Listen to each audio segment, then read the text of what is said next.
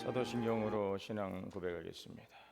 전능하사 천지를 만드신 하나님 아버지를 내가 믿사오며 그 외아들 우리 주 예수 그리스도를 믿사오니 이는 성령으로 잉태하사 동정녀 마리아에게 나시고 본디오 빌라도에게 고난을 받으사 십자가에 못 박혀 죽으시고 장사한 지 사흘 만에 죽은 자 가운데서 다시 살아나시며 하늘에 오르사 전능하신 하나님 우편에 앉아 계시다가 저리로서 산자와 죽은 자를 심판하러 오시리라.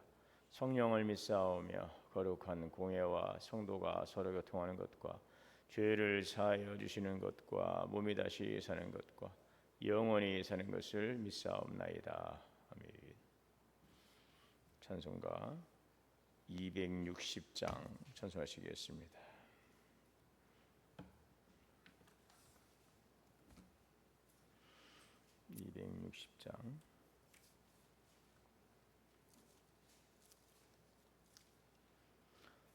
우리를 죄에서 구하시려 주 예수 십자가 지셨으니 기쁘게 부르세 할렐루야.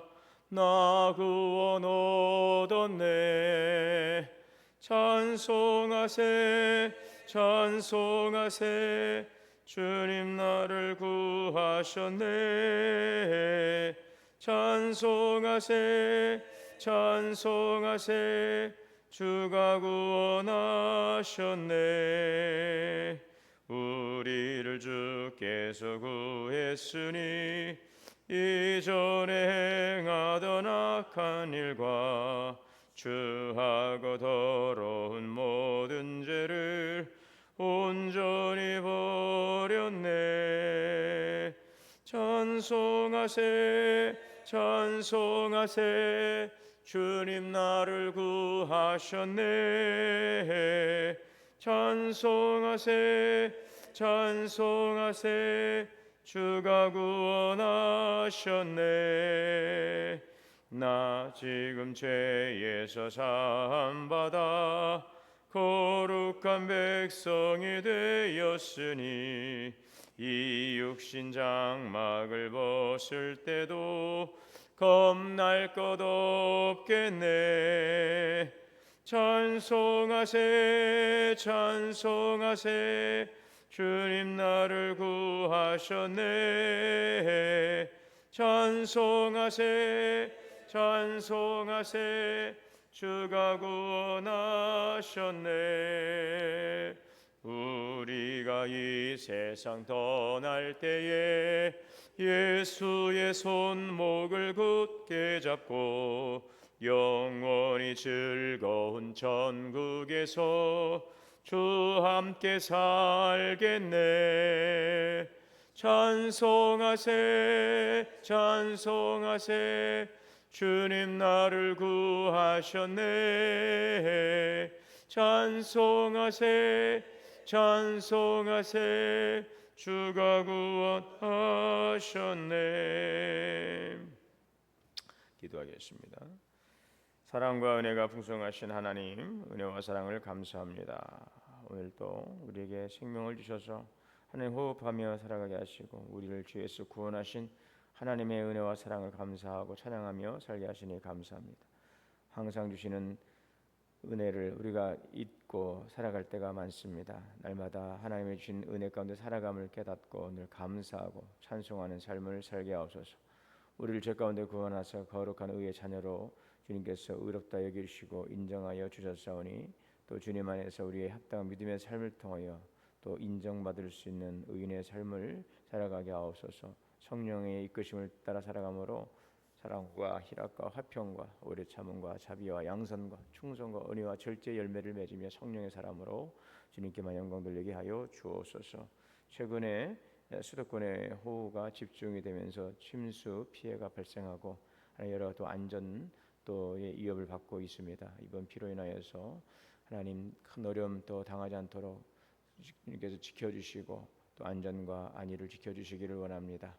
항상 우리가 살아가면서 겸손한 모습으로 하나님이 주신 이 창조 질서 세계를 잘 보존함으로 하나님이 이 땅에 지금 찾아오고 있는 기후 위기로 인한 여러 가지 자연재해와 이상기후 현상을 통해서 우리가 더욱더 깨어서 기도하고 하나님 또 하나님이 주신 이 창조의 질서를 잘 지켜갈 수 있는 성도로서 하나님의 거룩한 백성으로서 우리의 지혜를 모으며 함께 협력하며 주님 오늘 우리에게 주어진 기회들을 잘 선용할 수 있도록 우리에게 허락하여 주옵소서. 이번 비 피해로 인하여서 큰 인명 손실이나 재산 피해가 일어나지 않도록 지켜주시고 우리들의 모든 안전과 안위를 주님께서 인도하시고 지켜 주옵소서. 우리 성도들의 모든 삶에 주님께서 하나님의 크신 은혜를 주시고 또 수고하며 살아가는 모든 삶의 때를 따라 내리시는 하나님의 은혜를 통하여서 우리의 삶의 열매를 맺어가며 주시는 부유한 삶을 또 풍성한 삶을 또 주님이 주시는 기쁨과 하나님 또 자족의 은총을 누리며 살아가게 하여 주옵소서. 여러 가지 질고로 인해 고통하는 성도들을 치료하시고 모든 삶의 고통과 아픔과 어려움에서 구원하여 주옵소서. 오늘도 주시는 귀한 날들 주의 뜻 안에 생하며 하나님의 뜻 이루며 믿음 안에 승리하는 귀한 날 될 수 있도록 인도하여 주옵소서. 오늘도 생명의 말씀을 주셔서 듣고 깨닫고 믿음으로 순종하는 삶이 되게 하옵소서. 우리 주 예수 그리스도 이름으로 기도하옵나이다. 하나님의 말씀은 스가랴서 8장 14절로 23절까지 넣었습니다.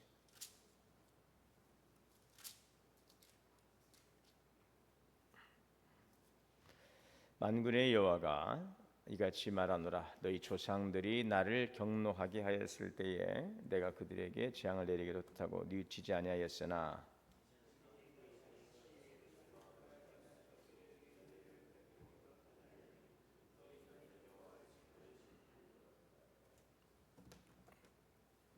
너희가 행한 일은 이러하니라. 너희는 이웃과 더불어 진리를 말하며 너희 성문에서 진실하고 화평한 재판을 베풀고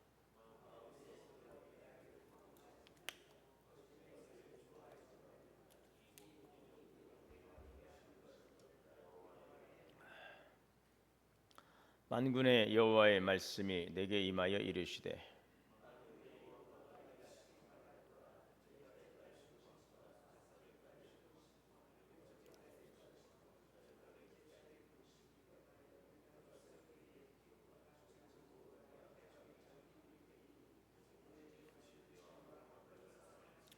만군의 여호와가 이와 같이 말하노라. 다시 여러 백성과 많은 성읍의 주민이 올 것이라.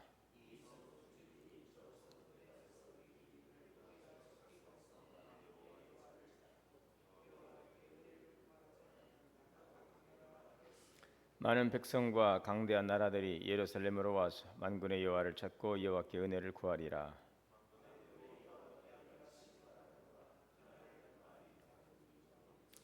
일명이 유다 사람이 하나의 옷자락을 잡을 것이라. 곧 잡고 말하기를 하나님이 너희와 함께 하심을 들었나니 우리가 너희와 함께 하느라 하시니라. 아멘. 하나님의 은혜와 평강이 우리 모두에게 충만하시기를 주의 이름으로 축복합니다. 지금 하나님께서는 심판의 형벌을 이제 멈추시고 예루살렘과 유다 족속에게 은혜 베푸시기로 작정을 하십니다.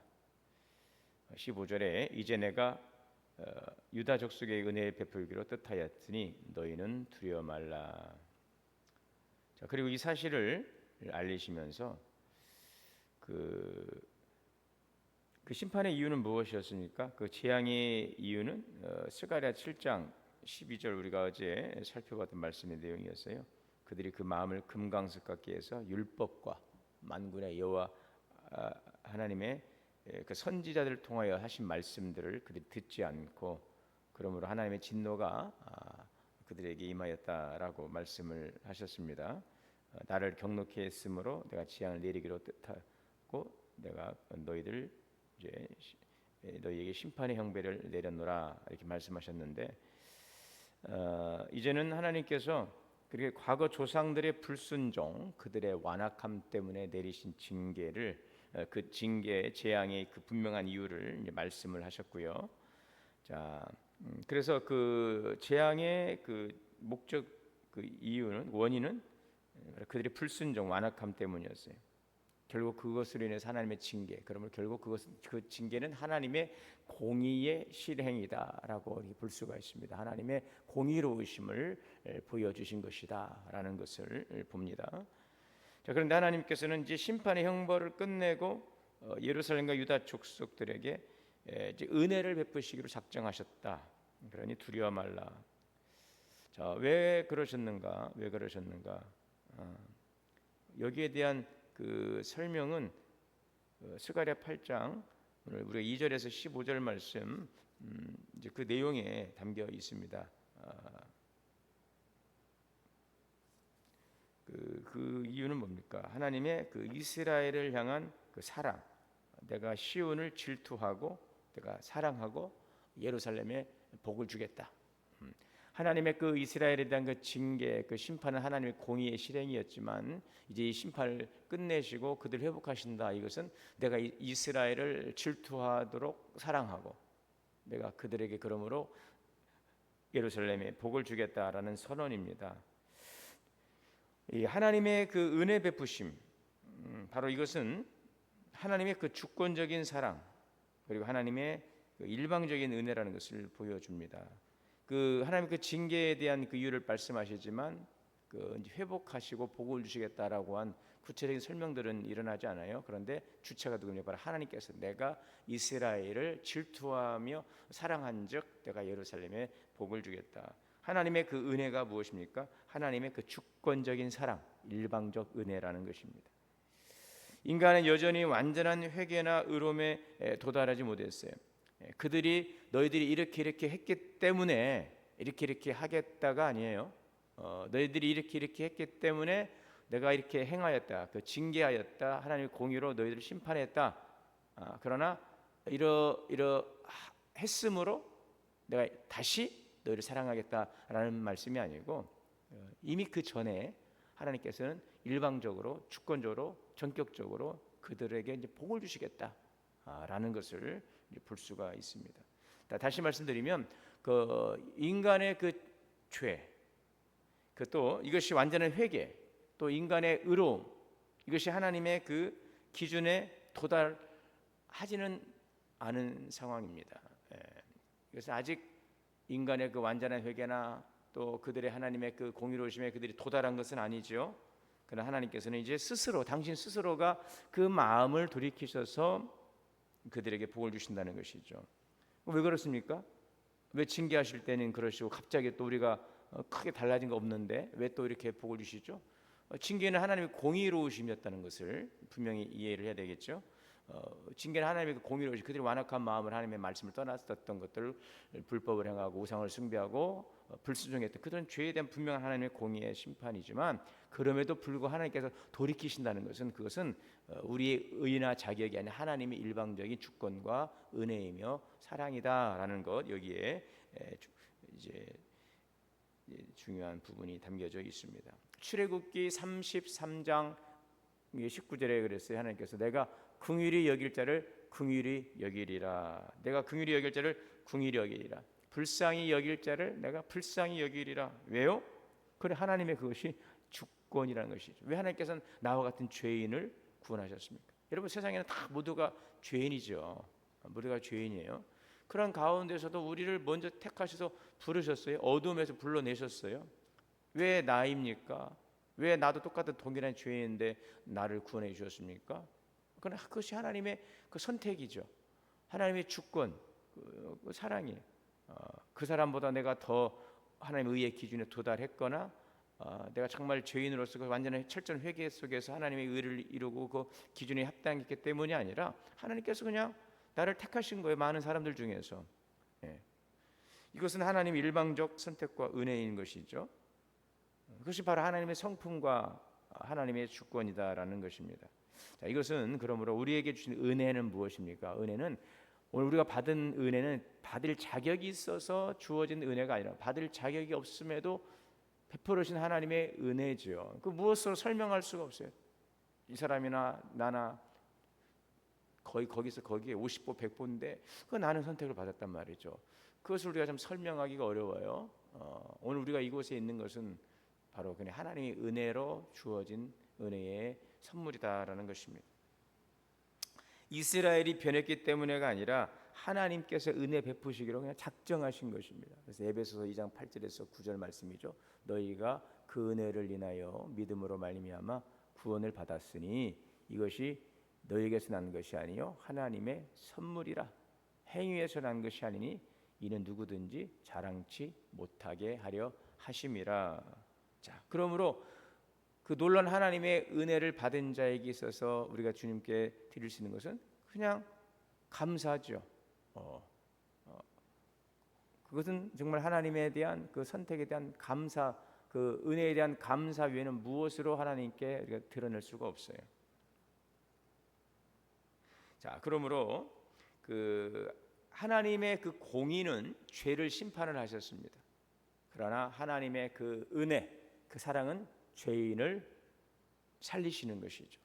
하나님은 공의로우시기 때문에 반드시 죄는 심판하십니다. 그러나 죄인은 사랑하시는 것, 이것이 하나님의 성품이고 하나님의 그 속성인 것입니다. 우리가 그것을 알아야 되겠습니다. 우리는 설명할 수 없는 은혜 속에 살아간다는 것입니다. 내가 잘해서가 아니라 하나님께서 은혜 주시기로 작정하셨고 우리를 불쌍히 여기시고 구원하셨기 때문에 오늘 우리가 그 은혜 속에 살아가고 있다는 그 사실을 분명히 기억해야 되겠습니다. 자랑할 것 없습니다. 겸손하고 오직 감사를 뿌린 것입니다. 자, 또 한 가지는 그러므로 오늘 우리는 절망할 필요가 없다는 것은 오늘 우리 현재의 상황이 또 과거의 실패일 수 있고 우리의 잘못일 수 있고 또 여러 가지 애매한 고난 속에 있고 우리가 확실하게 그것을 깨닫지 못하는 상황 가운데 있을지라도 하나님의 그 주권적 은혜는 우리의 그 새로운 삶을 가능하게 한다라는 것을 우리는 희망으로 붙들 수가 있습니다. 절망 중에서도 소망을 가질 수 있는 것은 바로 하나님의 그 주권적 은혜 가운데서 구원하시는 하나님의 그 전적인 사랑과 구원의 은총이 있음을 우리가 바라볼 때에 오늘 우리는 실망하거나 낙심하거나 절망하지 않고 하나님의 그 주권적 은혜를 바라보고 우리는 새로운 소망 가운데 기대감 가운데서 오늘을 살아갈 수 있는 것입니다. 자, 그렇다고 해서 내가 이렇게 은혜 받았으니 이렇게 넘어져도 결국 하나님께서 우리를 또 건져 주실 것이다라는 그 하나님의 그 일방적 은혜의 그 하나님의 그 진정성을 우리가 왜곡을 해서 또 아무렇게나 살아가면 또 안 되겠죠. 거저 주신 거니까 그냥 거저 살아가야 되겠다라는 것도 안 되는 것입니다. 그래서 은혜는 방종의 면허가 아니라고 그래요. 더욱 더 그러므로 선택받은 것에 대한 감사, 더 겸손함을 가지고 은혜에 합당한 삶을 살아가는 것, 이것이 바로 성도의 삶이 되어야 할 것입니다. 그리고 하나님께서 우리에게 설명할 수 없는 은혜를 주신 것에 대해서 우리는 그 미래에 대한 더욱더 책임감을 가지고 그 하나님의 그 우리랑 하신 기대감을 우리가 인식하면서 더욱더 하나님에게 그 기대하고 뜻하시는 바를 이루어가는 그 순종의 삶으로 나아가는 것, 이것이 아무런 자격 없는 자에게 베푸신 하나님의 은혜를 그 은혜를 받은 자의 성도에 마땅한 삶이 되어야 할 것입니다. 자, 무엇을 그럼 어떻게 우리가 순종하며 우리의 앞으로 삶의 그 미래를 채워갈 수 있을까요? 16절 이하의 말씀에 너희가 행한 일은 이러하니라. 너희의 이웃과 더불어 진리를 말하고 청문에 진실하고 화평한 재판을 베풀고 마음에 서로 해하기를 도모하지 말고 거짓 맹세를 좋아하지 말라. 이는 내가 미워하는 것이라. 미워하는 것, 하나님이 싫어하는 것을 이제 하지 않는 거죠. 예전에는 하나님이 싫어하는 것 또 그냥 했어요.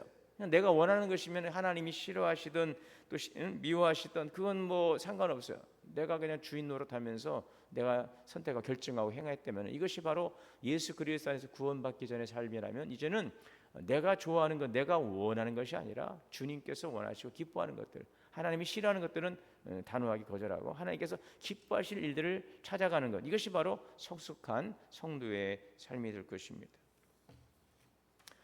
예루살렘의 멸망의 원인은 어디에 있습니까? 바로 공의의 상실이었어요. 하나님의 그 공의로운 그 말씀을 그들이 따라 순종하지 않았음이었습니다. 선지자들의 외침을 거부하여서 과부와 고아 나그네 궁핍한 자를 압제하고 서로 해하려고 마음에 도모하고 서로 등을 돌리고 하나님의 말씀을 듣기를 싫어하고 귀를 막고 이러했던 완악했던 모습들이 바로 선지자들을 통해 주신 하나님의 말씀에 대한 거부였으나 이제는 은혜를 통하여 구원하신 하나님의 은혜 가운데서 이제는 하나님의 그 기뻐하시는 바를 하나님께서 말씀하시는 바를 뜻하신 바를 행하며 살아가는 것, 이것이 하나님의 전적인 은혜와 사랑 가운데 살아가는 성도의 미래의 삶이 되어야 한다는 것이죠. 그러므로 이스라엘을 회복시킨 것, 바로 이제는 공의로운 삶을 살아가라. 공의가 무시되고 진실이 무너진 바로 그러한 삶 속에서 이제 오늘 성도에 주시는 복은 이러한 삶과 무관하지 않다는 것이죠. 그 합당한 그 백성의 삶에 맞게끔 살아가야 한다는 것이죠. 세상의 거짓과 불의에 동조하거나 타협하지 않고 하나님의 공의를 따라 살아가고 하나님의 사랑을 또 나타내는 삶을 살아가는 것입니다. 진리의 말씀에 굳게 서서 하나님의 의로우심을 나타내는 삶을 살아가는 것입니다. 마태복음 5장 14절에 너희는 세상의 빛이라. 이는 너희의 빛을 세상 가운데 비춰서 너희의 착한 행실을 보고서 하늘 하나님 아버지께 영광을 돌리게 하느니라. 바로 이것이 성도의 삶인 것이죠. 하나님의 공의를 따라 살아가는 삶인 것이죠. 아무런 자격 없는 자에게 베푸신 은혜에 주신 하나님의 은혜를 감사하고 미래에 하나님에 대한 소망과 믿음을 가지고 살아가는 성도의 삶인 것입니다. 18절 19절에 만군의 여호와의 말씀이 내게 임하여 이르시되 넷째 달의 금식과 다섯째 달의 금식과 일곱 달의 금식과 열째 달 금식, 그렇죠? 그들이 그 네 번에 걸쳐 1년의 그 바벨론 포로 기간에 그 금식을 했지 않습니까? 금식하면서 금식을 지금 계속 해야 되겠습니까? 라고 하나님께서 너희가 금식한 것이 나를 위한 것이었느냐? 그럼 너희를 위한 것 아니었느냐? 내가 원하는 금식은 그러한 것이 아니다. 하나님의 진리의 그 말씀을 따라 너희가 살아가는 것이다. 진리와 화평을 사랑하고 하나님의 의를 이루며 살아가는 것이다. 이렇게 말씀하셨는데 이제는 이렇게 말씀에 따라 공의로우심을 나타내며 하나님에 대한 소망을 붙들고 나아가는 성도들에게는 금식일이 이제는 기쁨의 절기로 변하게 될 것이다 라고 말씀하시죠. 애국하던 초상집을 다시 춤추는, 기뻐 춤추는 잔치집으로 만드신다고 말씀하시죠. 그러므로 다만 너희는 진리와 화평을 사랑하라. 그러면 우리의 삶에 찾아오셔서 우리의 눈물을 닦으시고 슬픔을 기쁨으로 바꾸시는 하나님, 오늘 그 안에서 즐거워하며 평안을 도모하며 새로운 삶을 살아가게 될 것을 약속해 주시고 계십니다. 또 한 가지 중요한 것은 오늘 23절에 보면 만군의 여호와가 이같이 말하노라. 그날에 말이 다른 이방 백성 10명이 유다 사람 하나의 옷자락을 잡을 것이라. 곧 잡고 말하기를 하나님이 너희와 함께 하심을 들었나니 우리가 너희와 함께 가리라 하노라. 자, 예루살렘을 진실과 평화가 넘치는 진리의 성읍으로 회복시키실 때에 강대한 나라들도 찾아와 은혜를 구하게 된다는 것이죠. 자, 이것은 이스라엘의 제사장 나라로서 지위를 회복하게 하시고 열방을 하나님께로 이끄는 그 사명이 바로 이제는 백성들에게 주어진 사명이라는 것입니다. 이방인이 하나님의 은혜에 참여하려고 유다 백성의 옷자락을 잡는 것은 지금 아브라함에게 약속하신 그 복이 너로 말미암아 천하 만민이 복을 받게 하려 함이라 그랬어요. 12장 창세기 12장에 보면 너를 축복하는 자에게는 내가 너에게 그들에게 복을 내리고 너를 저주하는 자에게 내가 저주하리니 너는 땅의 모든 족속이 너로 말미암아 복을 받을 것이라. 여러분, 이것이 하나님께서 우리에게 주시는 그 복의 또 귀한 은혜이고 사명인 것입니다. 이 많고 많은 사람들, 범죄한 가운데 똑같은 동일한 죄인임에도 불구하고 나를 택하신 것은 설명할 수 없는 하나님의 은혜이죠. 우리 주변에도 여러분 많은 사람들이 있잖아요. 근데 누구는 예수를 믿고 또 누구는 예수를 믿지 않고 그러지 않습니까? 가족 간에도 그러고 또 친척 간에도 그러고 또 친이웃들 간에 주변에 보면 그 많은 사람들 중에서 참 내가 예수를 믿게 된 거 생각해보면 기적이 아닐 수 없어요. 우리 집안이 다 불교 집안이고 교회 나가는 사람이 한 사람도 없고 막 오히려 핍박한 사람, 그런 가운데서 나를 택하셔서 이렇게 하나님을 믿게 하신 것을 보면 좀 기적적인 것이죠. 전혀 주님을 믿을 만한 환경이 아님에도 불구하고 나를 정말 하나님께서 그냥 빼어내신 거예요. 드러내신 거예요. 그것은 말할 수 없는 은혜이죠. 내가 특별하게 뭐 잘나서도 아니고 이쁜 짓을 해서도 아니고 뭐 자격이 있는 것도 아니고 이건 하나님의 일반적 선택과 택하심과 부르심의 은혜인데 그것으로 끝나면 안 된다는 거예요. 그것을 가지고 1대1로만 관계를 맺고 하나님께만 우리가 나가 어떤 이제 그 관계 속에서 살아가는 그 하나님의 그 구원의 은총을 이제 흘려 보내는 그 통로의 역할이 이것이죠. 우리를 불러내신 것은 다시 우리를 세상 속으로 보내시기 위한 하나님의 뜻이라는 것이죠. 두 번의 부르림이라고 그랬잖아요. 어둠에서 불러내고 어둠에서 불러낸 우리를 세상 속으로 다시 보내시는 것입니다. 파송하는 것이죠. 빛 가운데 거하게 하실 뿐만 아니라 어둠으로, 왜요? 그 세상에 가서 어둠을 비추는 빛의 사명을 감당하라는 것입니다. 우리는 택하심 받고 하나님의 은혜의 깨달음을 깨닫고 감사하며 구원의 은총에 참여한 자가 되었습니다. 이제 그 사명을 가지고 세상으로 나아가는 것입니다. 아직도 보지만 보지 못하고 듣지만 듣지 못하고 깨닫지 못하는 이들에게 먼저 택함 받고 부름 받고 깨달은 오늘 우리가, 하나님의 은혜의 비침을 받은 우리가, 먼저 의인된 오늘 우리가, 하나님의 자녀된 우리가 이제 그들에게 가서 하나님의 복음을 전하는, 하나님은 모든 사람이 구원받기를 원하고 진리에 이르기를 원하시는 것들이죠. 나는 너희들하고 달라. 나는 너희들하고 달라. 나는 저 진흙구덩이에서 건짐을 받았어. 나는 너희들하고 태생해 달라. 그렇게 착각 속에 살면 안 돼요. 똑같은 죄인이었습니다. 여전히 우리는 저 가운데 살아가고 있어요. 그러나 하나님께서 오늘 우리에게 은혜의 옷을 입혀주신 것이죠. 그것은 나만 먹고 잘 살라라는 것이 아니라 교회 안에 머물면서 그냥 종교인으로 살아가는 것이 아니라 세상에 나아가서 하나님의 거룩한 백성으로 살아가고, 아직도 하나님의 그 은혜의 비침을 깨닫지 못하고 돌이키지 않은 자들에게 생명의 복음으로 그들을 견인하는 역할을 감당하라. 이것이 먼저 택함 받은 우리의 하나님의 부르심이며 또 사명이라는 사실을 기억하시기를 바랍니다. 그렇다고 하면은 그 부분이 좀 해결이 돼요. 어떤 분이 예전에 그 전도할 때 그랬거든요. 아니 뭐 하나님은 뭐 누구는 택하고 누구는 안 택하고 뭐 그게 뭡니까? 똑같은 죄인인데. 또 어떤 분은 왜 나만 택하셨습니까? 이 주변에도 이런 사람들 많은데 라고 하면서 부르심에 대해서 그걸 거부하고 거기서 또 굉장히 불평하는 사람들이 있단 말이죠. 그렇지 않습니다. 하나님은 모든 사람이 구원받고 진리에 이르기를 원하시고 나를 택하셨고 부르셨죠. 다들 불렀음에도 불구하고 듣지 못하고 깨닫지 못하고 돌이키지 못하는 자들, 그 미련하고 어리석은 세상 속에 있는 이들에게 오늘 하나님은 우리에게 그 복음의 나팔수로 증인의 사명을 감당케 하시는 것입니다.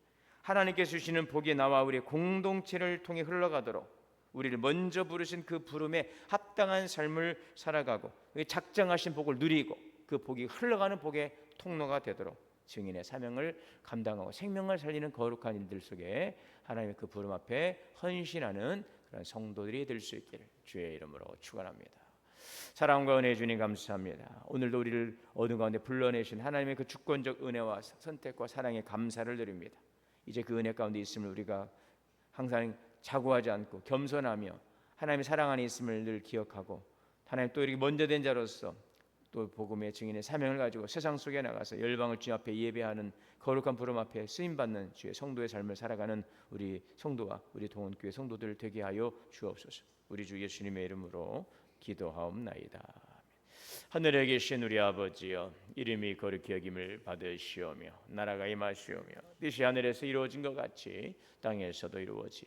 오늘 우리에게 일용할 양식을 주시옵고 우리가 우리에게 죄 지은 자를 사하여 준 것 같이 우리의 죄를 사하여 주시옵고 우리를 시험에 들게 하지 마시옵고 다만 악에서 구하시옵소서. 나라와 권세와 영광이 아버지께 영원히 있사옵나이다. 함께 기도합니다. 주여 주여 주여.